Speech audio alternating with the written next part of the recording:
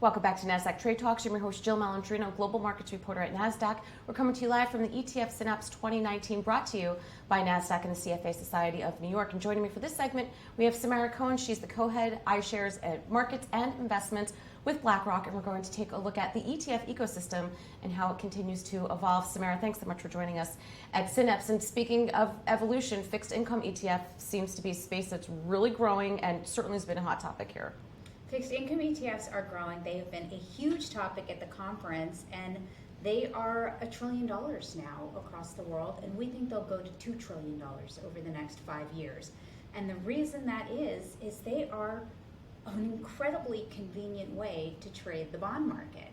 And the bond market has resisted electronification, unlike most other parts of our lives, until the ETF, which we really think of as a technology that makes accessing bond market exposures much easier, much more convenient.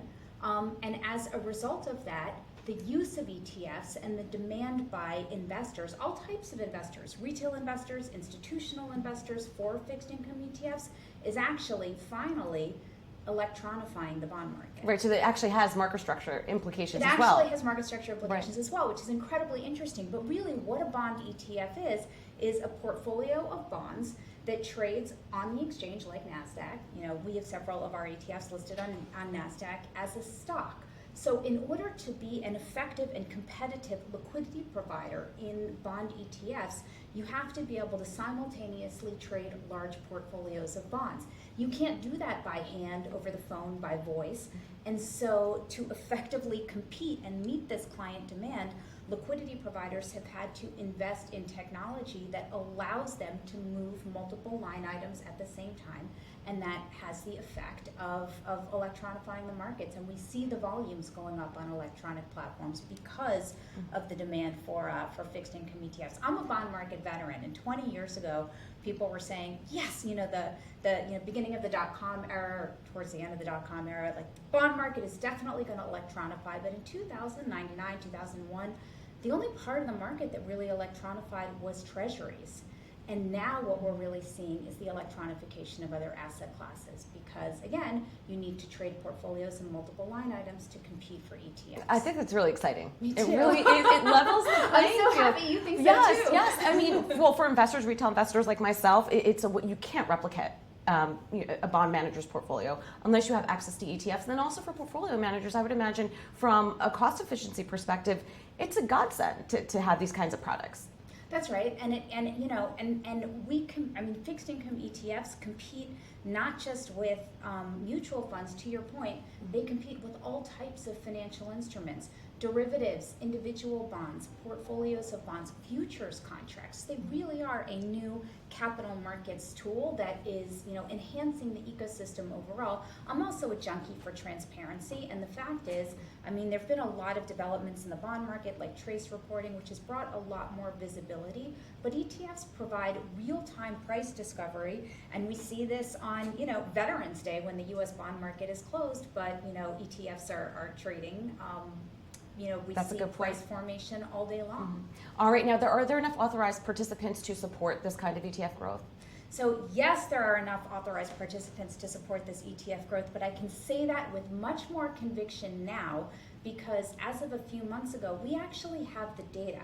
So this is a conversation that's been out there, particularly I think from the passive-aggressive pundits who are questioning whether ETFs, this isn't really a fixed income point, but somehow will the redemption mechanism that makes ETFs work, will that break? Will that break because there aren't enough authorized participants? And just like to remind everybody, an authorized participant is the institution that has the contractual relationship with the fund to bring them stocks in exchange for shares, or to bring them shares in exchange for stocks in the case of a redemption.